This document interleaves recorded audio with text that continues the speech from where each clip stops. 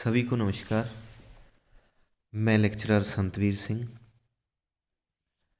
क्योंकि आपको पता है कुछ स्टूडेंट्स जो मेरे से परिचित हैं, मैं हिस्ट्री से लेक्चरर हूं। तो आज एक अपने एनसीईआरटी की श्रृंखला स्टार्ट कर रहे हैं ऑब्जेक्टिव क्वेश्चंस की। जैसे 6th क्लास की बुक व 12th क्लास की बुक में से जितने मुख्य वस्तुनिष्ठ प्रश्न निकलते हैं 6th व 12th दोनों के एक ही जगह सिंधु घाटी सभ्यता के एक ही वीडियो में आपको मिल जाएंगे। 50-60 जितने भी हैं, 60 ही क्वेश्चन। तो आज अपने स्टार्ट करते हैं। जितने स्टूडेंट्स लाइव में पहुंचे हैं उन सब का स्वागत है। आप जल्दी से जल्दी वीडियो को शेयर कर दें। यह वीडियो सिर्फ कंपटीशन के लिए नहीं, जो 12th का एग्ज़ाम देंगे स्टूडेंट्स उनके लिए भी फ़ायदेमंद रहेगी। तो 12th के स्टूडेंट्स भी इनको अच्छे से देख सकते हैं और अन्य तैयारी करने वाले स्टूडेंट्स भी। चलिए स्टार्ट करते हैं। सिंधु घाटी सभ्यता। पहला प्रश्न, कुबड़दार वृषभ के अंकन युक्त, ये वृषभ है, कुबड़दार वृषभ के अंकन युक्त, एक सेकंड, थोड़ी सी गड़बड़ हो रही है। हाँ जी, सिंधु घाटी सभ्यता। कुबड़दार वृषभ के अंकन युक्त बेलनाकार मोहर किस समकालीन सभ्यता से प्राप्त हुई है? तो इसका सीधा सा ये इतना नहीं था। ये था कि कुबड़दार वृषभ के अंकन युक्त बेलनाकार मोहर किस सैंधवकालीन स्थल से प्राप्त हुई है ना। तो इसका उत्तर है कुबड़दार जो वृषभ वाला था सीन, वो कहाँ किसका था? मोहनजोदड़ो से प्राप्त होती है। ये मोहर कहाँ से प्राप्त होती है? मोहनजोदड़ो से। इसको वृषभ कर लेना। चलिए, बैल बना है, कुबड़दार बैल है, बेलनाकार मोहर है, मोहनजोदड़ो से प्राप्त हुई है। प्रश्न संख्या 2 आपकी स्क्रीन पर, और ये प्रश्न जो है वो 12th क्लास की बुक से है। ये भी निम्नलिखित में से असंगत युग्म है। कौन सी 3 बुक्स के नाम दिए हुए हैं 4, इनमें से कौन सा आपको असंगत लग रहा है? और एक भरोसा करके चलना, प्रश्न जो है कंपटीशन में एनसीईआरटी वाले पार्ट में से अपने क्वेश्चंस में से आ जाएगा। अर्ली इंडस सिविलाइजेशन, अर्नेस्ट मैके, इसमें से उत्तर बता देता हूँ आपको, बी नंबर है। अब इनको बुक्स को याद करने का तरीका बता देता हूँ। देखो, जिसमें आगे ही आगे लिखा हो फादर, फादर मान लो, फादर से फर्दर, ठीक है, और अली, फादर अली को क्या देना है? माइक देना है, माइक से मैके। तो फादर जिसमें लगा है और अर्ली जिसमें, फर्दर और अर्ली लगा है, वो मैके की बुक्स है। इतना ध्यान रखना।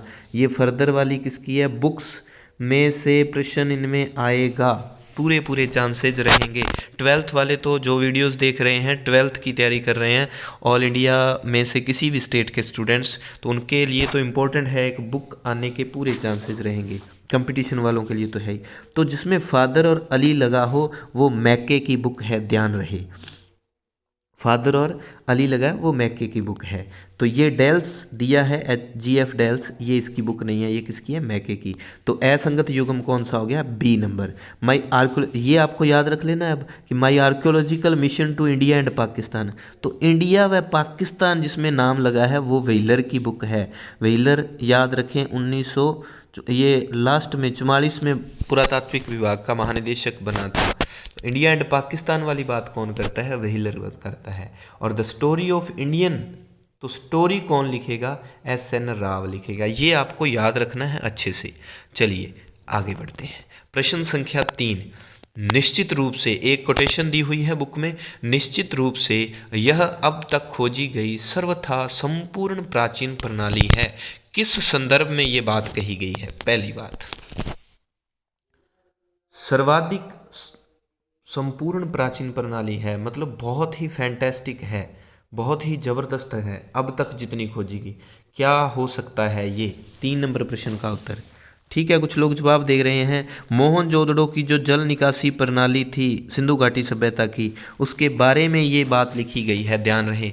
मैंने पहला ऑप्शन विशाल स्नानागार, कृषि साक्ष्य और जुते हुए, बिल्कुल पास पास के ऑप्शन डाले हैं। आपको लगे कि हाँ कृषि भी प्राचीन है, स्नानागार भी बहुत है ना, जुते हुए खेत के साक्ष्य भी, तो जल निकासी प्रणाली के बारे में सीधी सीधी ये लाइन दी हुई है बुक में। चलिए प्रश्न संख्या 4, मिट्टी के बने हल के साक्ष्य। ये तो आता है आप लोगों को कि मिट्टी का हल कहाँ से मिला है, बनावली और चोलिस्तान दोनों से मिला है मिट्टी का बना हल। प्रश्न संख्या 4 का ए व बी दोनों, डी नंबर ऑप्शन। चलिए 5 नंबर प्रश्न, अधोलिखित में से धोलावीरा के संदर्भ में सत्य है। धोलावीरा के संदर्भ में कौन सा कथन आपको लगता है कि ठीक है। अब धोलावीरा के बारे में जितनी हमारी बुक्स में कंपटीशन वाले ध्यान दें है ना, रीट का भी जो हाल ही में एग्ज़ाम है, धोलावीरा के बारे में जो भी बात है उसको छोड़ना मत। मैंने 6th और 12th से जितने प्रश्न बनते हैं धोलावीरा के वो डाल दिए हैं। क्यों? क्योंकि आपको पता है जुलाई 2021 में धोलावीरा को यूनेस्को की विश्व धरोहर सूची में शामिल किया है। ये भारत का 40वां स्थान है, विश्व धरोहर सूची में सम्मिलित होने वाला भारत का 40वां स्थान है धोलावीरा। चीन में यूनेस्को की जो मीटिंग हुई थी जुलाई 2021 में, उसको यूनेस्को की विश्व धरोहर सूची में शामिल कर लिया था। आगे इसकी खोज वह वो बाद में बता दूंगा। अब आपको देखना है कि धोलावीरा की सारी बातें मैंने एक ही प्रश्न में डाल दी। पत्थर की ऊंची ऊंची दीवारें बिल्कुल मिली है, खुला मैदान बिल्कुल मिला है। अब खुला मैदान शब्द लिखा हुआ है, खुला मैदान का आप गाइड वगैरह पढ़ते हो तो उसमें लिखा आता है स्टेडियम, है ना, तो स्टेडियम कोई खुला मैदान है ना। सूचना पट बिल्कुल मिला है, 9-10 चिन्ह हैं उसके ऊपर सूचना पट पे, तो ये पूछा गया प्रश्न है ना, 9-10 चिन्ह वाला सूचना पट कहाँ से मिला है, धोलावीरा से। जलाशय बिल्कुल उत्तम जल प्रबंधन के साक्ष्य मिलते हैं यहाँ से। गुजरात का मुख्य बंदरगाह ये नहीं था, तो ये सीधा सीधा भी प्रश्न आ सकता है कि पत्थर की ऊंची ऊंची दीवारें कहाँ से मिली हैं, धोलावीरा से। खुला मैदान धोलावीरा से, सूचना पट धोलावीरा से, जलाशय धोलावीरा से। तो सभी एक ही प्रश्न में देख लो कितने प्रश्न बनते हैं। तो गुजरात का मुख्य बंदरगाह कौन सा था, ये था जी लोथल। कौन सा था? लोथल था। तो कौन सा सत्य हो जाएगा? 1 2 3 4। सत्य कथन क्या है? 1 2 3 4। उम्मीद है आपको समझ आ गया होगा प्रश्न अगर अच्छा लगता है तो लाइक बनता है, शेयर बनता है, सब्सक्राइब करना तो बनता है। चलिए आगे बढ़ते हैं। ये अपने ऐप की ऐड है। आप SS एजुकेशन अपना नया ऐप है और उसके बारे में बताया है। कोई सलाह जानकारी चाहिए तो अपने ये नंबर दे रखे हैं। चलिए आगे बढ़ते हैं। निम्नलिखित में से कौन सा सैंधव स्थल बलूचिस्तान में नहीं है? चलिए, सुतकांगेडोर, सुतकाको, नागेश्वर, बालाकोट। चलिए, जितने स्टूडेंट्स लाइव में, कुछ लोग सही उत्तर दे रहे हैं। 12th वाले जितने स्टूडेंट्स, आपको पता है मेरी रायसी नगर के ठाकरे स्कूल में जैसे पोस्टिंग है, तो वो बच्चे भी ऑनलाइन में कुछ जुड़े हुए हैं तो जवाब दे रहे। नागेश्वर, बिल्कुल नागेश्वर जो है वो बलूचिस्तान में नहीं है। ये कहाँ पड़ता है? नागेश्वर कहाँ पड़ता है? ये पड़ता है राजस्थान के गुजरात में। अब एक काम करो, आपको थोड़ा सा ना प्रश्नों से ओझल करके आपका दिमाग थोड़ी सी, मैंने ना हस्तलिखित जो नोट्स हैं इस PDF के साथ में डाल दिए हैं, तो बीच में आपको थोड़ा सा डिस्क्राइब कर दूंगा वो नागेश्वर। चलिए 7 नंबर प्रश्न की ओर चलते हैं। हड़प्पा वासियों की सबसे विशिष्ट पुरावस्तु कौन सी थी? सबसे विशेष कौन सी वस्तु थी उनकी? उनकी विशिष्ट पुरावस्तु थी जी मोहरें। मोहरें, अब आपको ये कमेंट करके बताऊं, मोहरें किसकी बनती थी? किससे बनती थी मोहरें? चलिए कमेंट करके बताएं। बिल्कुल सेल खड़ी की, है ना, सेल खड़ी की बनती थी। और इस पे कुछ जैसे पशुओं के चिन्ह वगैरह इस पे मिलते हैं, तो उसको जानने का सबसे विशिष्ट मुख्य स्रोत कौन सा है? वो है मोहर है। 8 नंबर प्रश्न, धोलावीरा में उत्खनन का कार्य किसने किया? ये मैं बात कर रहा था कि धोलावीरा के बारे में हमें कुछ भी नहीं छोड़ना। SR बिस्ट, SR राव है ये, SR राव, माधव स्वरूप वत्स, MS वत्स जिसको कह सकते हैं, RS बिस्ट। SR बिस्ट है या RS बिस्ट है, अब आप ये सोचें। SR बिस्ट नहीं है, RS बिस्ट है, RS बिस्ट, ध्यान रहे। आर से रविंद्र सिंह बिस्ट, RS बिस्ट, रविंद्र सिंह बिस्ट। अच्छा, रविंद्र सिंह बिस्ट कब करते हैं उत्खनन? 12वीं की बुक में सीधा सीधा दिया है कि 1990 में उसने उत्खनन किया, लेकिन खोज कौन करेगा जी? धोलावीरा की खोज कौन करता है? 1967-68 में JP जोशी, जिसको हम कहते हैं जगपति जोशी, 1967-68 में वह खोज करेगा। किसकी? धोलावीरा की खोज करेगा। धोलावीरा कहाँ है? गुजरात में पड़ता है धोलावीरा। इतनी बातें है ना। तो कच्छ में खदिर बेद द्वीप ऐसे करके पड़ता है, छठी की बुक में जो दिया हुआ है। तो 6th क्लास की बुक का प्रश्न भी आगे आपको मिल जाएगा, वो बता दूंगा आपको मैं। इतनी बातें धोलावीरा के बारे में। खोज JP जोशी कब? 1967-68। बाद में उत्खनन RS बिस्ट, रविंद्र सिंह बिस्ट ने कब? 1990 में। धोलावीरा कहाँ पड़ता है? गुजरात में। तो कितना कुछ मिला है वहाँ से, वो ऊपर के प्रश्न में हो गया। चलिए आगे बढ़ते हैं। हड़प्पाई बाटों का आकार था। देखिए कितने खतरनाक प्रश्न बनाता हूँ मैं, हालांकि नॉर्मल प्रश्न है। 9 नंबर 12th वाले जो हैं उनके तो रटे पड़े हैं, जो है ना। 9 नंबर प्रश्न, बाट किस आकार के थे? घनाकार के थे। बाट किससे बनते थे? बाट बनते थे चर्ट नामक पत्थर से। किससे बनते थे जी? चर्ट नामक पत्थर से। अब बाटों से एक मेरे को बात याद आई। अगर ये पूछ लिया जाए कि हड़प्पाई बाटों का अनुसरण, 12वीं की बुक में दिया है, हड़प्पा बाटों का अनुसरण, है ना, कौन से लोग करते थे? बाटों का अनुसरण करते थे। दिलमुन एक शब्द आएगा, विदेशी बंदरगाह, दिलमुन कह दो या बहरीन कह दो, एक ही बात है। वहाँ के जो स्थानीय बाट थे दिलमुन के, वो हड़प्पाई बाटों का अनुसरण करते थे। आप कहोगे जी हमने जो कंपटीशन की तैयारी करने वाले हैं ना, ये कहेंगे कि हमने बुक को बहुत बार पढ़ लिया, ये बात पता नहीं कहाँ रह गई। तो ये इस तरह से पढ़ना है बुक को, देख लो इस तरह से प्रश्न बनते हैं, एक भी प्रश्न बाहर नहीं रहता। आप फिर क्या कहते हो, पेपर तो बहुत ही दूर आयो जी, यहाँ हो गया बियाँ हो गया, क्या हो गया? 12वीं की बुक से कैसा भी प्रश्न बना सकता है एग्जामिनर। हमें हर तरह के प्रश्न के लिए तैयार रहना है। चलिए आगे बढ़ते हैं। प्रश्न संख्या 10, जो कि मेरा सब्जेक्ट है हिस्ट्री, तो मैं हिस्ट्री में तो आपको पता है खतरनाक वाले प्रश्न सारे बनाऊंगा। चलिए, निम्नलिखित में से उत्तर हड़प्पा काल, अब देख लो, सिंधु घाटी सभ्यता को 3 भागों में बांटा था। कौन कौन सा? प्राक या प्रारंभिक। ये नोट्स, शॉर्ट नोट्स इसके साथ में डाल दिए। प्राक हड़प्पा सभ्यता और विकसित हड़प्पा सभ्यता, और एक है जी, एक है उत्तर यानी कि बाद की। तो जो विकसित है, इसका टाइम पीरियड हमारी बुक में दिया हुआ है 2600 से 1900 ईसा पूर्व। कब तक? 2600 से 1900 ईसा पूर्व विकसित। उससे पहले वाली प्राक, प्राक का मतलब पहले, और जो बाद की है वो उत्तर हड़प्पा। तो प्राक वाले कुछ स्थान भी, कौन से स्थान जो है बुक में दिए जो कि प्राक हड़प्पा काल के साक्ष्य मिले हैं, और कौन से ऐसे हैं जिसमें उत्तर हड़प्पा काल के। हम विकसित वाले याद कर लेते हैं, हड़प्पा, मोहनजोदड़ो, कालीबंगा, लोथल, धोलावीरा, लेकिन बुक में एक मानचित्र दिया हुआ है जिसमें प्राक के स्थान, और एक मानचित्र दिया है जिसमें उत्तर के स्थान ऐसे दिए हुए हैं। तो वो मैं आपको करवा दूंगा, वो करवा ही रखा है, ये समझा दूंगा। सीधे मैंने कहा भी पहले प्रश्न कर लेते हैं, बीच में आपको वो बता दूंगा।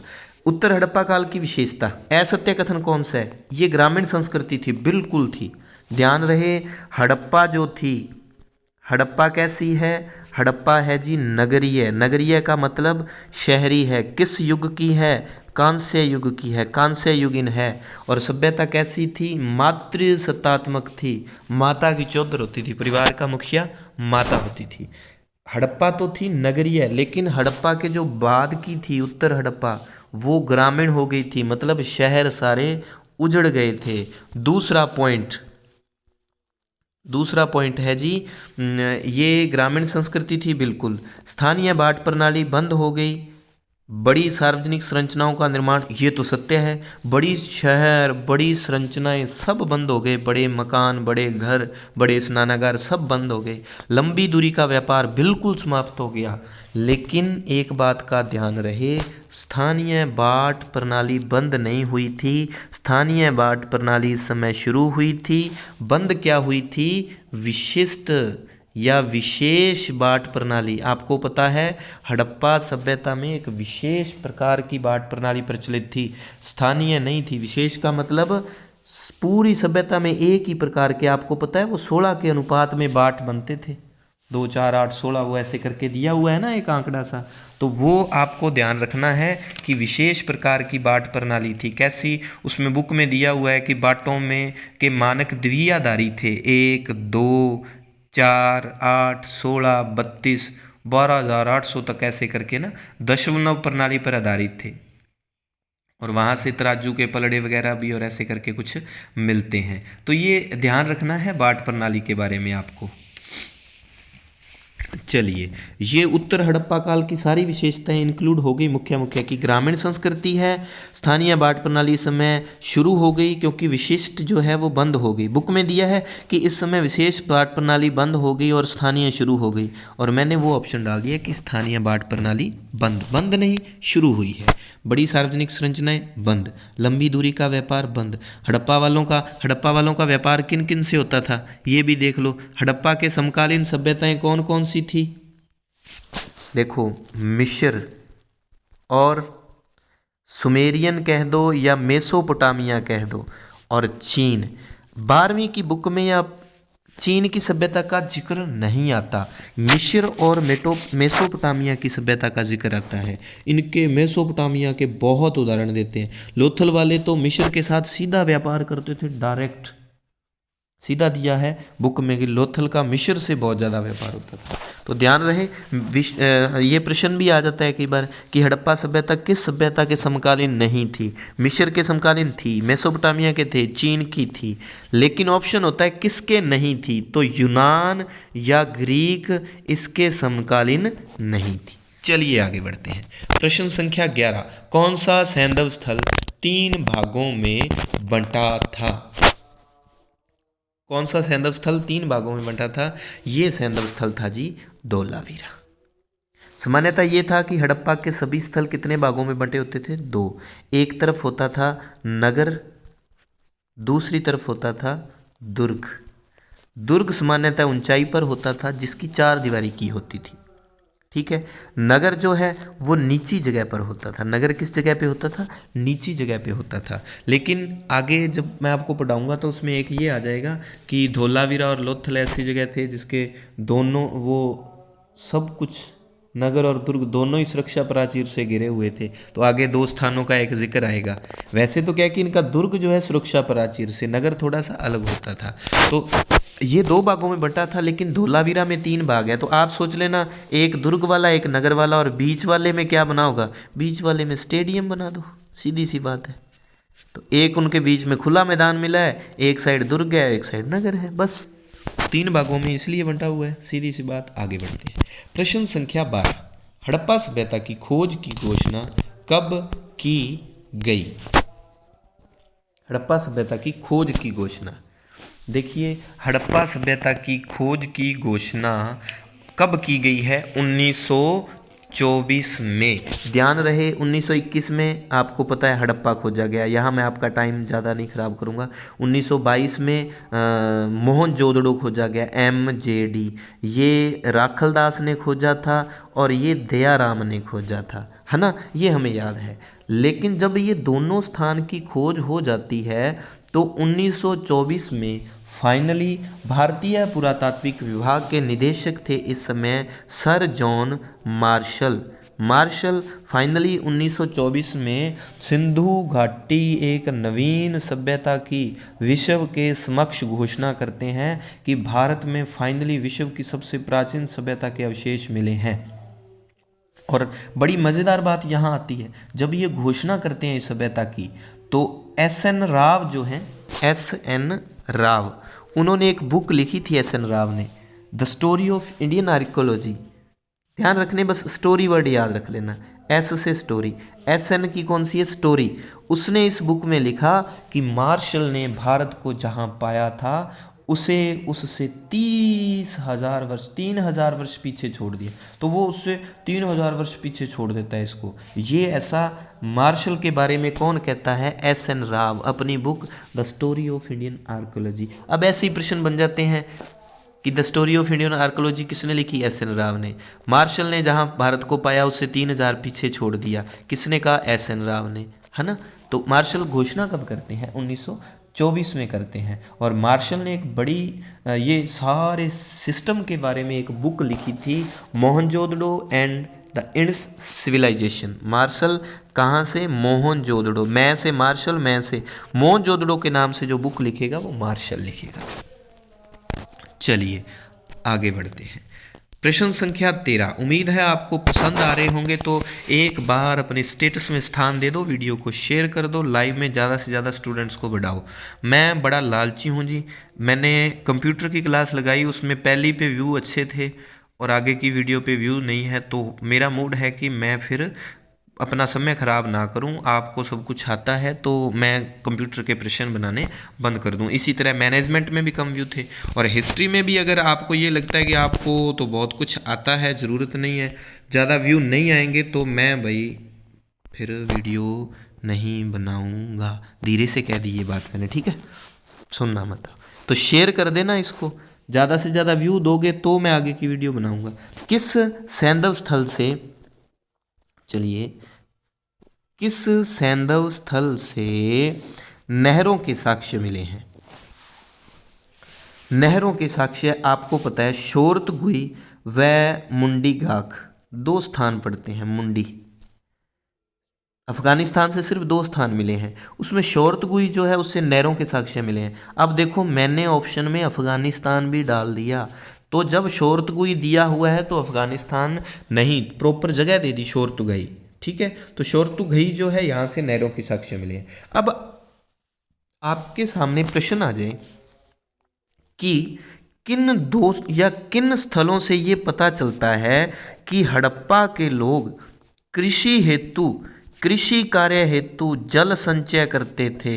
कृषि कार्य हेतु जल का क्या करते थे, जल का संचय करते थे। तो 2 स्थान हो जाएंगे, धौलावीरा और शोरतुगई। ध्यान रहे, धौलावीरा से जो जलाशय मिला है उसमें, तो जलाशय का उपयोग किसके लिए, कोई वहाँ नहाते नहीं थे, तैरते नहीं थे, ध्यान रखना। जलाशय कृषि कार्य हेतु जल संचय किया गया है। नहाते तो चलो नहा लिए होंगे, तो पीते नहीं होंगे पानी। हालांकि शाम वाले लोग तो पी लेते हैं, उनको क्या पता चलता है पानी कैसा भी। हाँ, कुछ लोगों को हंसी आ रही है इस बात पे। चलो, तो जलाशय का उपयोग किसके लिए होता था, कृषि कार्य हेतु जल संचय करते थे। तो कृषि कार्य हेतु जल संचय के 2 उदाहरण मिलते हैं सैंधव घाटी सभ्यता में, एक धौलावीरा, एक शोरतुगई। ध्यान रहे, इस तरह का कैसा भी प्रश्न बन सकता है, रहेगा बुक के अंदर ही। खतरनाक प्रश्न बनाता हूं ना मैं, तारीफ कर दिया करो मेरी। चलो, प्रश्न संख्या 14, सबसे लंबे हड़प्पाई अभिलेख में कितने चिन्ह थे। सिंपल सा प्रश्न है, उत्तर दे दो जल्दी जल्दी। हाँ जी, 26 थे। 10 या 9 चिन्ह वाला सूचना पट कहाँ से मिला है, वो मिला है जी धौलावीरा से। कहाँ से मिला है, धौलावीरा से। देखो, सिर्फ व्यू बढ़ाने के लिए मेरे पास बहुत सारा कलेक्शन पड़ा है, मैं क्या कर सकता हूँ, मैं पिछले आए हुए प्रश्नों को व्याख्या सहित आपको हल करवा सकता हूँ। उस ज्ञान का आप करोगे क्या। आपको बहुत सारे स्टूडेंट्स को एनसीईआरटी की बुक्स जो है वो पढ़नी ही नहीं आती कि प्रश्न कैसे बनते हैं। तो मेरा एक ही प्रयास रहेगा कि एनसीईआरटी की बुक्स से बाहर नहीं जाऊंगा मैं, भले ही वो प्रश्न कभी आया या नहीं आया। तो मैंने आपको एनसीईआरटी बुक्स के जितने ऑब्जेक्टिव प्रश्न बनते हैं, जिस पार्ट के जो आपको पता है मेरे को ज़्यादा व्यू नहीं आए, तो फिर मैं आगे नहीं बढ़ूंगा। व्यू दे दो अच्छे से मेरे को, कई हज़ारों लाखों में, फिर मैं लालच हो जाएगा तो आगे बढ़ जाऊँगा। फिर खतरनाक प्रश्न आपको जितने चाहिए किसी भी एग्ज़ाम के लिए तो मिल जाएंगे। ये बिल्कुल मलाई है जी, बिल्कुल क्रीम है जी, बिल्कुल पनीर है जी। चलिए, निम्नलिखित में से सिंधु घाटी सभ्यता के संबंध में असंगत युग्म है। अब टिके रहे वीडियो पर। आपने एनसीईआरटी के बहुत सारी वीडियोस आप देख लेना, मैं किसी की बुराई नहीं कर रहा, आलोचना नहीं, विवेचना के दृष्टिकोण से बोल रहा हूँ। बहुत सारी वीडियोस में आपको सिर्फ एनसीईआरटी के क्वेश्चन नहीं मिलेंगे, आपको इधर उधर के बहुत सारे प्रश्न मिल जाएंगे। सिर्फ एनसीईआरटी में रहेगी अपनी वीडियो। सिंधु घाटी सभ्यता के संबंध में असंगत युग्म है। चलिए, शंख कहाँ से आता था बताइए जी। शंख, शंख अब मैंने डाल दिया गुजरात, वहाँ बुक में दिया है नागेश्वर, है ना, बालाकोट। तो बालाकोट, नागेश्वर कहाँ पड़ता है जी? गुजरात में पड़ता है, बावड़ो, इसलिए मैंने गुजरात लिखा है। बालाकोट आपको पता है सिंध में पड़ता है अपने, है ना, पाकिस्तान में पड़ता है। तो इन दो जगह से शंख आता था, तो मैंने नागेश्वर का डिस्ट्रिक्ट लिख दिया ना गुजरात, तो शंख गुजरात के नागेश्वर और सिंध के बालाकोट से आता था। ठीक है जी। सोना दक्षिण भारत से आता था। ठीक है। तांबा, तांबा दो जगह से आता था, एक ओमान, एक राजस्थान के खेतड़ी से। खेतड़ी बहुतों ने रट रखी है, ओमान से भी आता था। और ध्यान रहे, ओमान के लिए एक शब्द पड़ता था उनके मेसोपोटामिया के अभिलेखों में, वो शब्द होता था मगान या मक्कन, या मगान लिख दो या मक्कन लिख दो ना, ये तट। लाजवर्द कहाँ से आता था? लाजवर्द के बारे में बुक में लिखा है अफगानिस्तान में शोरतुघई के निकट, ऐसा लिखा हुआ है। तो दिलमुन से नहीं आता था, अफगानिस्तान, AF, है ना, अफगानिस्तान में शोरतुघई के निकट। मैं जगह आपको बता देता हूँ, वो जगह थी बदख्शां। कौन सी जगह थी जी? बदख्शां थी वो। ठीक है। तो यहाँ उत्तर क्या असंगत युग्म कौन सा है? ये है। तो सिंधु घाटी सभ्यता के संबंध में शंख कहाँ से आता था, सोना कहाँ से, तांबा, ये सही है। लाजवर्द जो अफगानिस्तान में शोरतुघई के पास से आता था। चलिए, प्रश्न संख्या 16 जल्दी जल्दी करा देता हूँ, है ना, आप कहोगे वीडियो बहुत लंबी की। तो अब हिस्ट्री की बातें आती हैं तो बता देता हूँ। सिंधु घाटी सभ्यता की सबसे विशिष्ट वस्तु, वो तो मोहरे हैं। चलिए आगे बढ़ते हैं। प्रश्न संख्या 17, निम्न में से कौन सा हड़प्पा कालीन स्थल भारत में नहीं है? 17 नंबर प्रश्न। तो अभी अभी हमने पढ़ा सी नंबर, बालाकोट नहीं है। कहाँ में पड़ता है? ये सिंध में है ना, उधर पड़ता है पाकिस्तान में। चलो पाक लगा देता हूँ सीधा सीधा। बनावली मिथाथल हरियाणा में है, दोनों HR में। और ये कहाँ पर है? ये गुजरात में है। चलिए आगे बढ़ते हैं। प्रश्न संख्या 18, किस सैंधव स्थल से नहरों के अवशेष मिले हैं? ये तो आपको पता ही है, शोरतुघई अफगानिस्तान से। प्रश्न संख्या 19, हड़प्पा सभ्यता का सबसे अनूठा पहलू। ये प्रश्न मैंने खतरनाक बना दिया भाई, फिर क्या कहने मेरे, तो बड़ी प्रशंसा करता हूँ मैं खुद की। हड़प्पा सभ्यता का सबसे अनूठा पहलू कौन सा है? शहरी केंद्रों का विकास, मातृ देवी की उपासना, पक्की ईंटों का उपयोग, या मोहर निर्माण। अब बहुत सारे डी ऑप्शन की ओर बढ़ रहे हैं। करो करो गलती करो, पढ़ते तो हो नहीं बुक को ढंग से।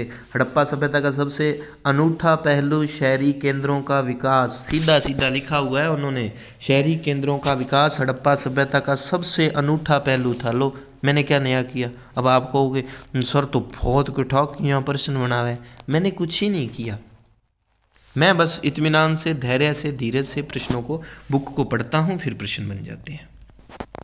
चलिए, अब वो मान लो सत्य असत्य में ऐसी बातें दे सकता है ना भाई, कौन सा असत्य है? मातृ देवी की, या वो कह दे मोहर निर्माण हड़प्पा सभ्यता का सबसे अनूठा पहलू था। आप कहोगे कि हाँ ये तो सत्य, तो सत्य असत्य कैसे भी प्रश्न बन जाते हैं। सैंधव घाटी सभ्यता का सबसे प्रसिद्ध पुरास्थल कौन सा था? ये तो आता ही है आपको।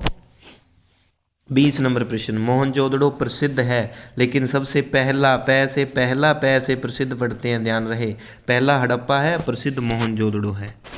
चलिए 21 नंबर, कालीबंगा से प्राप्त जुते हुए खेत के साक्ष्य किस काल के हैं? हाँ लो, 12वीं वालों को तो पता है, मैंने ये तो रट रखा है उन्होंने। आप कहोगे भी जुते हुए खेत के साक्ष्य किस काल के हो सकते हैं? है सारे हड़प्पा, लेकिन हड़प्पा के तीनों स्थान दिए हुए हैं, बताओ कौन सा है? पहले वाले प्राक हड़प्पा के, विकसित या उत्तर हड़प्पा के? प्राक हड़प्पा के है, ध्यान रखना। सत्य सत्य में एग्जामिनर प्रश्न दे सकता है कि कालीबंगा से प्राप्त जुते हुए खेत के साक्ष्य विकसित हड़प्पा काल के हैं, या वो कह दे ना उत्तर हड़प्पा। तो हड़प्पा से भी पूर्व के हैं। विकसित हड़प्पा कब से कब तक थी? 2600 से 1900 ईसा पूर्व। चलिए आगे बढ़ते हैं। किस हड़प्पाई स्थल से उन्नत जल प्रबंधन के साक्ष्य मिले हैं? चलिए आगे बढ़ते हैं। उन्नत जल प्रबंधन के साक्ष्य मिले हैं जी धोलावीरा से। जो जलाशय है वो जल प्रबंधन का ही तो साक्ष्य है ना। निम्न में से कौन सी हड़प्पाई बस्ती पूर्णतः शिल्प उत्पादन में संलग्न थी? शिल्प उत्पादन में ये था अपना जी चनहुंदड़ो। मन के बनाने के कारखाने, मन के चांद सितारे, मन के झुमके जो भी थे वो सारे 23 नंबर प्रश्न में आ जाते हैं चनहुंदड़ो में। पूर्णतः वो कहे ना शिल्प उत्पादन में, तो वो चनहुंदड़ो थी। कहाँ पर है ये? पाकिस्तान में पड़ता है। किस हड़प्पा स्थल से मनकों में छेद करने के अवशेष? ट्रिक बता देता हूँ, सोनी सी फूटरी सी पियाँ याद कर लियो थे। मनके में छेद वाले, मनका 3 अक्षर का है तो 3 स्थान ही मिले हैं। तो मनके में छेद करने के लिए आपको क्या कहना है? आपको कहना है जी 24 नंबर का पहले तो उत्तर बताओ। नहीं मिले। नए से नागेश्वर में नहीं मिले। अब है चलो वीरा छेद करें। चलो वीरा छेद करें। तो छेद वाले साक्ष्य कहाँ से मिलते हैं? च से चनहुंदड़ो, लो से लोथल, वीरा से धोलावीरा, छेद से मनकों में छेद के उपकरण। 3 जगह से मिलेंगे मनके में छेद करने के साक्ष्य, ध्यान रहे। अब 3-4 चीज़ें हैं कि मिट्टी के हल मिलेंगे 2 जगह से, चौलिस्थान और बनावली से। और फिर एक बात आ जाती है शंख की बनी वस्तुओं के। ये देखो दुओ जैसा है, 2 जैसा है ना, तो 2 ही जगह से मिले हैं। और एक कास्ट होती है जाटों में, कौन सी? बाना। कौन सी? बाना। बा से बालाकोट और नागेश्वर, ना से नागेश्वर। अब ऐसे मत उसको रट्टी लेना, बाला थल भी कर दोगे ना, आपका क्या पता है। तो बालाकोट और नागेश्वर 2 जगह से। बाला शैतान का साला, वो फिल्म है किसकी? अक्षय कुमार वाली है ना वो। तो अब देखो 2-2 वाले जोड़े, शंख की बनी वस्तुओं के केंद्र बालाकोट और नागेश्वर। मिट्टी के हल 2 जगह से, कौन कौन सा? बनावली और चोलिस्थान। और मनकों में छेद करने के उपकरण चलदो वीरा, चनहुंदड़ो, लोथल, धोलावीरा। और 1-2 चीजें और है। मनके बनाने के केंद्र कौन से थे? मनके के केंद्र, तो मनके के केंद्र एक तो देखो चनहुंदड़ो है ही, और दूसरा कौन सा हो जाएगा? केंद्र में मुख्य अड्डे में चनहुंदड़ो और लोथल। चलो मनके बनाए, इतना कर लेना। चलो मनके बनाए, और मनके में छेद वाले चलो वीरा छेद करें। चलो मनके बनाए, चलो च से चनहुंदड़ो, लो से लोथल। तो मनके सीधा है कि कौन से 2 स्थल मनके बनाने के मुख्य केंद्र थे? चनहुंदड़ो, लोथल। अब मान लो वो ऑप्शन दे दे आपको, रीट वाले ध्यान से सुन लो, 12वीं वालों के लिए तो काम का है ही सारा कुछ। वो दे दे कि मनके बनाने का मुख्य केंद्र निम्नलिखित में से कौन सा था? वो चनहुंदड़ो ऑप्शन में दे ही ना, लोथल दे दे, आपको दे दे बालाकोट दे दे, नागेश्वर दे दे, तो फिर आपका ऊक चूक हो जाएगा काम। लोथल ध्यान रखें, चनहुंदड़ो के बाद मुख्य अड्डा चनहुंदड़ो के साथ साथ कौन सा था? लोथल था। चलो मनके बनाए, चलो वीरा छेद करें, ठीक है। आगे बढ़ते हैं। 25 नंबर प्रश्न, ओमान से किस वस्तु का आयात होता था? सीधा सा प्रश्न, अभी हमने पढ़ा तांबा। 26 नंबर प्रश्न, ये ऐप को भी डाउनलोड कर लो भाई, पुन लाग सी थाने SS एजुकेशन, फ्री में मैटर मिला है, इसमें काफ़ी कुछ मैटर फ्री में है। काली मिट्टी की एक मोटी परत चढ़ा, फोटो दे दियो, बहुत ही सोहनी किताब में, यहाँ करके काले से रंगो है नहीं।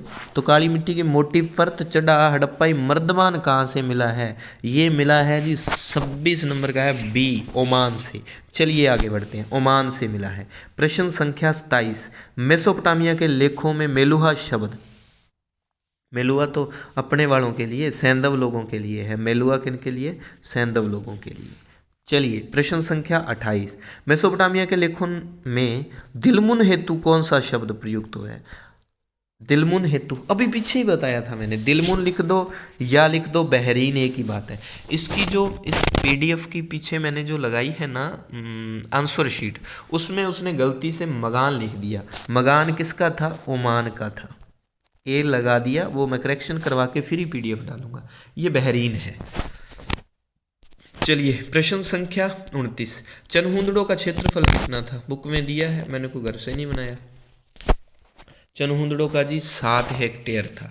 चनहुंदड़ों का क्षेत्रफल कितना था? 7 हेक्टेयर था। और बुक में एक और दिया है, मोहनजोदड़ो का भी दिया हुआ है। मोहनजोदड़ो का कितना था? 125 हेक्टेयर किसका था? मोहनजोदड़ो का। और 7 हेक्टेयर चनहुंदड़ो का था। ये था। अब एक बात और ध्यान रखना आप, एक बात, दो बातें दी हुई है बड़ी अजीब अजीब सी। बुक में दिया हुआ है कि सिंधु में, वो बुक में दिया है कि आरंभिक आरंभिक हड़प्पा स्थल की सूची दी हुई है। सिंध प्रांत से कितने आरंभिक हड़प्पा स्थल मिले हैं? तो वो सूची दी हुई है 52। याद रख लेना, कितने दिए हुए हैं? 52 दिए हुए हैं। और एक दिया है कि चोलिस्तान में बस्तियों की संख्या, वो अपने भारत के साथ जो रेगिस्तानी इलाका लगता है ना, वो वाला। तो चोलिस्तान में बस्तियों की संख्या कितनी दी हुई है? 239। ये कुछ आंकड़े दिए हुए हैं। मैंने प्रश्न तो नहीं बनाया, मेरे को कोई इतना ज़्यादा इंपॉर्टेंट नहीं लगा, लेकिन फिर भी क्या पता, कैसा भी प्रश्न छोड़ना तो अपने को है नहीं जब बुक में दिया है। चलिए आगे बढ़ते हैं। प्रश्न संख्या 30। हड़प्पा, ओमान आदि से प्राप्त तांबे में किस धातु का अंश मिला है? जो कि हड़प्पा से भी तांबा मिला है, ओमान से भी तांबा मिला है। हड़प्पा वाले ओमान और खेतड़ी से मंगवाते थे। उसमें अंश किसका मिला है? उसमें अंश मिला है निकल का। ध्यान रहे। प्रश्न संख्या 31। My archaeological mission to India and Pakistan किसकी रचना है? अब ये भी पीछे बताया है आपको मैंने, नहीं बताया? नहीं बताया होगा। चलो देखो, डेल्स की रचना, मार्शल की बुक का और इनकी बुक का तो जिक्र आ गया। एक बंदा बचा है व्हीलर। डेल्स की बुक का भी जिक्र करूंगा मैं। मैथ में लोग डल होते हैं, वो वैसे याद करवा दूंगा ट्रिक से। माई आर्कोलॉजिकल मिशन टू इंडिया और पाकिस्तान की बात कौन करेगा? ये करेगा जी व्हीलर। कौन करेगा? व्हीलर की बुक है। और व्हीलर पुरातात्विक विभाग के निदेशक कब बनते हैं? 1944 में बनते हैं। कब बनते हैं? 1944 में। चलिए आगे बढ़ते हैं। गोलाकार फार्स की खाड़ी की मुद्रा कहाँ से मिली है? गोलाकार फार्स की खाड़ी की मुद्रा कहाँ से मिली है? प्रश्न संख्या 32। उत्तर बताओ रे कोई। बहरीन। साथ साथ उत्तर लगाते नहीं, आगे पीछे हो जाते हो। एनसीईआरटी है ये, देख लो। कुछ लोग तो बढ़िया कर रहे हैं उत्तर, सबको शाबाश जो कह रहे हैं ना। 32 का बी बहरीन से। अब आप कहोगे कि ये प्रश्न क्या है, इसकी क्या विशेषता? अब देखो, फारस की खाड़ी की जो गोलाकार मुद्रा बहरीन से मिली है ना, उसमें हड़प्पाई चित्तर मिला है। विशेषता क्या है इस मोर पर? फारस की खाड़ी की जो मोर है, हड़प्पाई चित्र मिला है, गोल आकार किया। और कहाँ से मिलती है? बहरीन से। बहरीन का एक और नाम कौन सा है? दिलमुन है। चलिए, ये बार बार आ रहे हैं, पहले ना एक बात बता देता हूँ आपको। भारत से मेसोपोटामिया और मेलुहा, मेलुहा का मतलब सिंधु, इन लोगों के मध्य 4 बंदरगाह थे। कितने बंदरगाह थे? 4।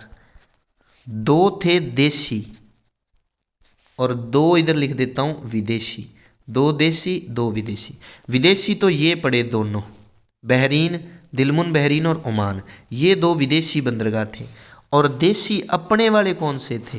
ध्यान रहे, हमारे वाले जो 2 बंदरगाह थे, वो एक तो था जी लोथल और दूसरा था सुतकांगेडोर। कौन सा? सुतकांगेडोर। कहाँ पड़ता है ये पड़ता है जी बलूचिस्तान, पाकिस्तान में। कई बार ऐसे प्रश्न आ जाते हैं, कौन सा बलूचिस्तान प्रांत में नहीं है, और ऐसे करके। ये नोट्स मैंने काफ़ी टाइम के ना बना रखे हैं सिंधु के, मैं उसमें डाल दूंगा। आप मेरी मेहनत को फिर वो पढ़ते नहीं ढंग से, फिर मैं बेईमान हो जाता हूँ, नोट्स देने का मन नहीं करता। चलिए आगे बढ़ते हैं। किस सैंधव स्थल से एच कब्रिस्तान मिला है? आजो जी। अब आपको ये तो मैंने सुना ही नहीं, चित्र दिया हुआ है बावलो सीधा सीधा बुक में, एच कब्रिस्तान वाला। तो कहाँ से मिला है एच कब्रिस्तान, ये बताओ आप मेरे को। एच शवादान दिया हुआ है, कहाँ से मिला है? ये मिला है जी हड़प्पा से। फोटो में दिया हुआ है हड़प्पा में एच कब्रिस्तान। फोटो से प्रश्न बनाया है मैंने, ध्यान रहे। ये एक वो हड़प्पा के कब्रिस्तान से एक पुरुष की खोपड़ी के समीप शंख के 3 छल्ले वगैरह, जैस्पर के मन के सूक्ष्म मनकों से बना आभूषण तथा तांबे के दर्पण मिले हैं। मृत वो पुरुष स्त्री दोनों के साथ आभूषण वगैरह दफनाने और ऐसा करके वो सीन मिला है। तो एच कब्रिस्तान कहाँ से मिला है? ये मिला है जी हड़प्पा से। प्रश्न संख्या 34। वीडियो बड़ी हो रही है तो मैं जल्दी जल्दी, हड़प्पा सभ्यता के अलावा किस सभ्यता के लोग पुरोहित राजाओं से परिचित थे? मेसोपोटामिया से। तो अपने पुरोहित राजा की मूर्ति कहाँ से मिली है? MJD मोहनजोदड़ो से। प्रश्न संख्या 35। किसने कहा कि मार्शल ने भारत को जहाँ पाया उससे 3000 वर्ष पीछे छोड़ दिया? कौन था ये? कौन है बताओ? अभी मैंने आपको बताया था भाई, अभी फिर कमेंट करके जल्दी जल्दी बता दिया करो। SN राव ने कहा था, SN राव ने। और SN राव का ना बार बार नाम आ रहा है, पहले बता देता हूँ। 1955 में इस बंदे ने लोथल की खोज की थी। यही वो शख्स था जिसने लोथल की खोज की, SN राव। चलिए आगे बढ़ते हैं। 1960 के दशक में किस पुरातत्वविद ने मोहनजोदड़ो में नरसंहार के साक्ष्यों पर सवाल उठाए? अब ना आपको एक बात बताता हूँ, नरसंहार वाला सीन कौन लेके आया?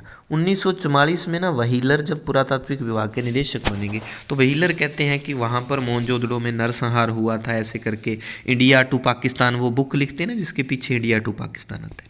अब एक व्यक्ति आता है 1960 में, उसका नाम था डेल्स। क्या नाम था? डेल्स। ठीक है, डेल्स एक बुक लिखेगा मिथिकल में ऐसे करके, और नाम होगा उसमें मिथिकल नाम होगा।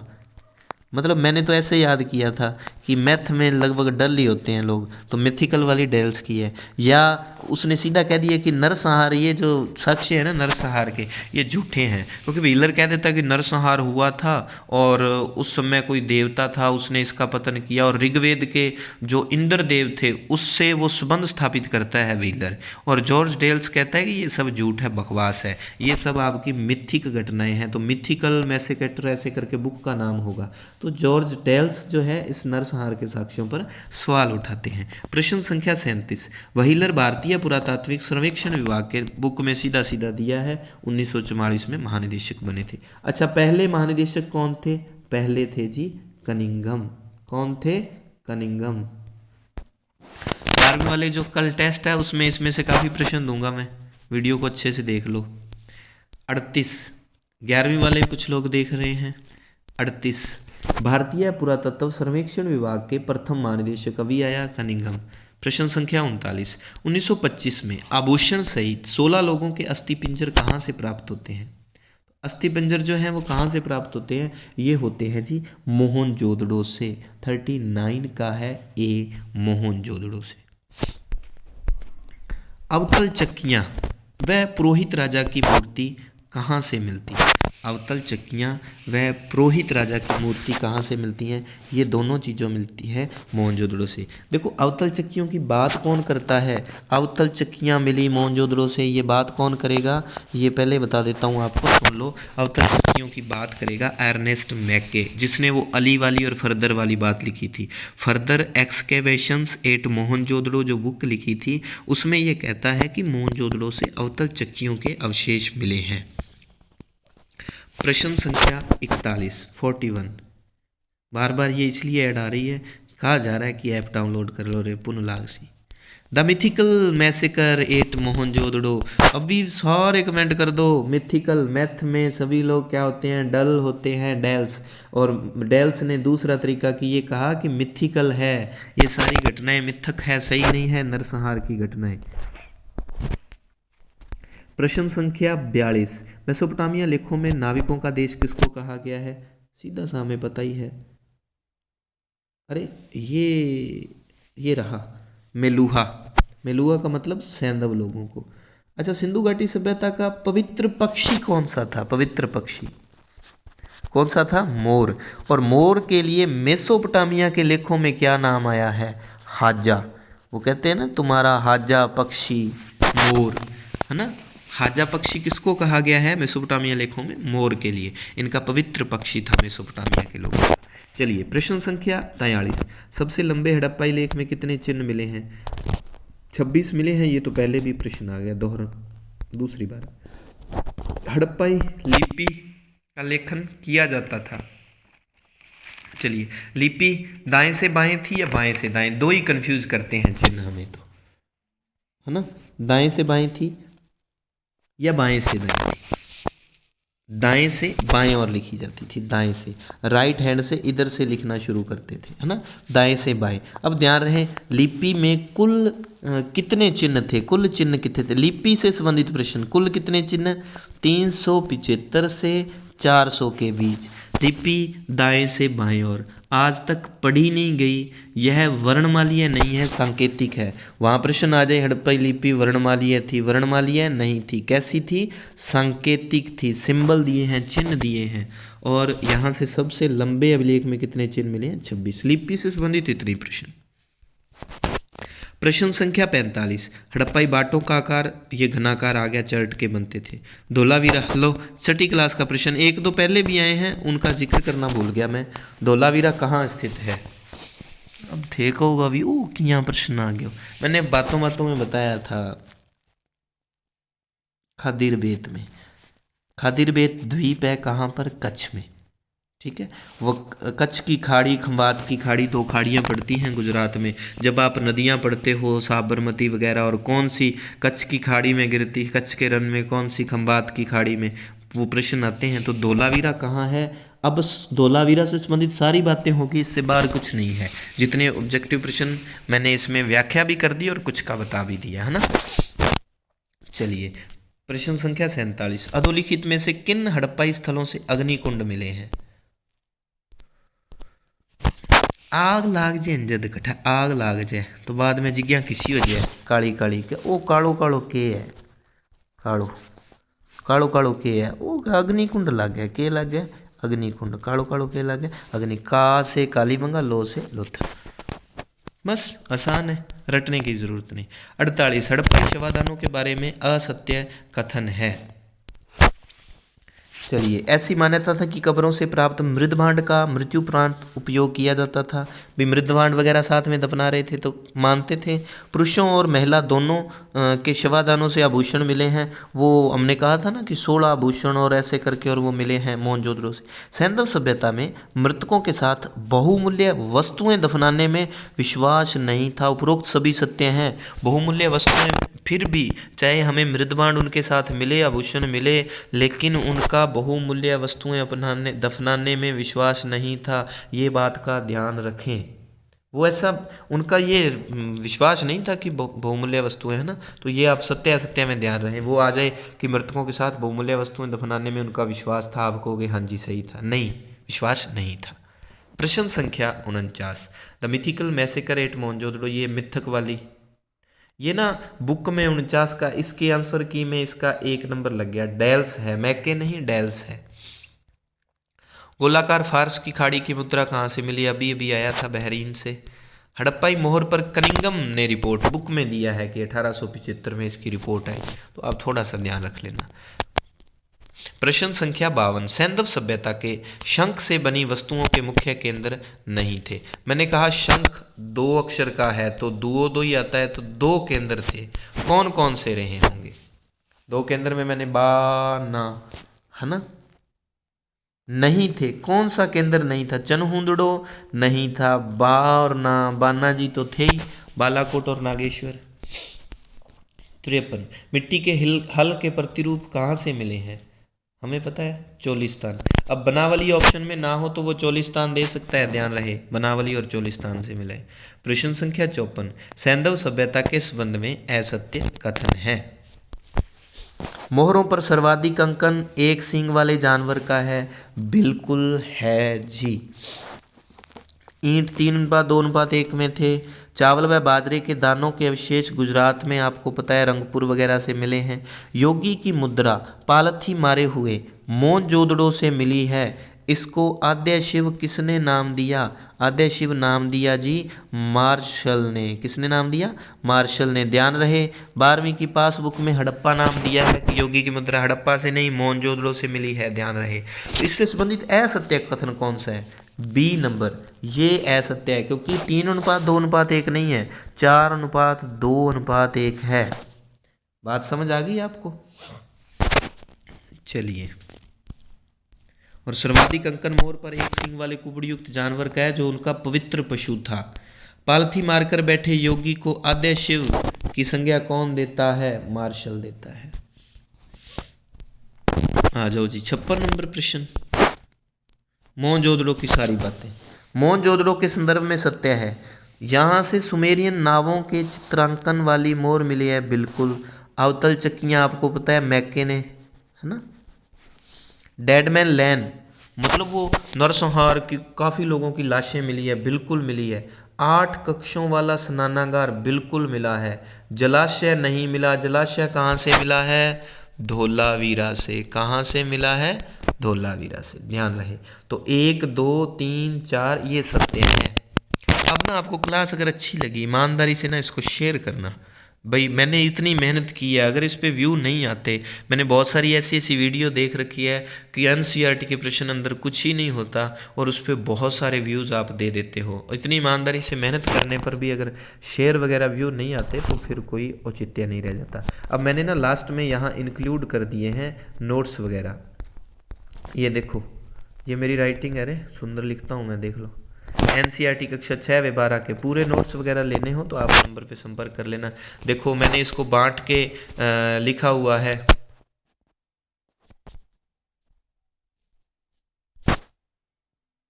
देखो कि सिंधु घाटी सभ्यता को 3 भागों में बांट दिया, आरंभिक, विकसित, परवर्ती। तो परवर्ती कब से? 1900 ईसा पूर्व के बाद से, 1800 से बाद से मानी है। और विकसित हड़प्पा का कार्यकाल कब माना है? 2600 से 1900 ईसा पूर्व। तो आरंभिक हड़प्पा के स्थान देख लो बुक में, छठी की बुक में मेरगढ़ दिया है कि आरंभिक हड़प्पा का स्थान है। और मेरगढ़ कहाँ था? एक बार नेट में प्रश्न आया है, वो सिंध, बलूचिस्तान, पंजाब सारे प्रांत दे रखे थे, ध्यान रखना। मेरगढ़ कहाँ है? बलूचिस्तान प्रांत में है। तो अब आपको ये छठी का है, ये बाकी जितने स्थान दिए हैं ये दिए हैं 12वीं की बुक से कि आरंभिक हड़प्पा संस्कृति के प्रमुख स्थल कौन कौन से हैं। आरंभिक में हड़प्पा से भी पहले वाली आमरीनाल, कोट दीजी, दमसादात। दमसादात बलूचिस्तान पाकिस्तान में स्थान दिया है। दमसादात किसी ने सुना ही नहीं होगा, बलूचिस्तान में स्थान था। और ये कहाँ पड़ता है? ये हड़प्पा से भी पूर्व का है आरंभिक। सिसवाल हरियाणा में है। कालीबंगा राजस्थान से तो आपको पता ही है, प्राक हड़प्पा के मिले हैं जुते हुए खेत के साक्ष्य। तो इसको अच्छे से कर लेना, इतना अच्छा मैटर ये आपको एक ही जगह पर मिल जाएगा। तो आरंभिक हड़प्पा स्थल छठी की बुक में कौन सा दिया है? बलूचिस्तान में मेरगढ़। तो बलूचिस्तान में मेरगढ़ हो गया आरंभिक में, और दमसादात हो गया। कोट दीजी और आमरीनाल ये दोनों जो है वो सिंध पाकिस्तान में इसमें पड़ते हैं। ये देखो उत्तर हड़प्पा काल के बारे में मैंने सारी बातें लिख दी, क्या क्या हुआ था। ग्रामीण संस्कृति थी, यहाँ से इस समय नगरों का पतन हो गया। इसको अनुवृत्ति संस्कृति भी कहते हैं। विशिष्ट जो पुरा वस्तुएं थी, विशेष वस्तुएं, बाट, मोहर, मनके, ये सब समाप्त हो गए। लंबी दूरी व्यापार खत्म हो गया। आवास निर्माण की तरीकों का ह्रास हो गया, है ना। तो उत्तर हड़प्पा काल के स्थान दिए हैं अपनी बुक में, देख लो कौन कौन से स्थान दिए हैं। जूकर, अरे थारी ने जूकर दब गयो आपड़ो, देख लियो। जूकर के बाद स्वात दिया है। और एच जो शवादान मिला है ना हड़प्पा से, एच शवादान उत्तर हड़प्पा काल का है वो, है ना। उत्तरवर्ती, अब सिसवाल, सिसवाल हरियाणा में पड़ता है, तो सिसवाल में आरंभिक के भी मिलते हैं और उत्तरवर्ती के भी मिलते हैं। रंगपुर गुजरात में जगह पड़ती है, रंगपुर द्वितीय, वहाँ से भी इसके मिले हैं। तो इसको ध्यान रख लेना। आगे मैंने ये देखो उत्तर हड़प्पा काल के स्थान यहाँ फिर अच्छे से दे रखे हैं कि कौन सी जगह से क्या। स्वात पाकिस्तान में जगह पड़ती है उत्तर हड़प्पा काल की। शवादान एच हड़प्पा के कब्रिस्तानों का विशेष मृद भांड मिला था यहाँ पे। जूकर सिंध में जगह पड़ती है, उत्तर हड़प्पा काल के हैं ये। चनहुंदड़ों में कहते हैं ना जूकर जाकर संस्कृति के विशेष मिले। जूकर अपने आप में एक सभ्यता है, किस काल की है जी? उत्तर हड़प्पा, हड़प्पा के बाद की। उसके भी विशेष कहाँ से? चनहुंदड़ों से, है ना। तो सिसवाल हरियाणा में, रंगपुर गुजरात में। विकसित हड़प्पा के स्थान तो ये आ ही गए सारे। इसमें मैंने पंजाब प्रांत के अलग लिख दिए, सिंध प्रांत के अलग लिख दिए, बलूचिस्तान के अलग लिख दिए, है ना, विकसित हड़प्पा में। तो इनको अच्छे से कर लेना। ये देखो अपने 12वीं में सुतकोंगेडोर दिया है बलूचिस्तान वाला, और छठी की बुक में सुतका को दिया है। हाँ लो ना मांडा ना, ये सारे अच्छे से पढ़ लेना। इससे आगे के अगर आपको नोट्स चाहिए तो आप वो नंबर मेरा पर्सनल नहीं है, इस नंबर पर आप संपर्क कर सकते हैं 63 77 13 15 09। चलिए शेयर करें, कमेंट करें। आगे की क्लास अगर देखो, अगर आपको चाहिए आगे क्लास, कमेंट करके बता देना। धन्यवाद। जय हिंद, जय भारत।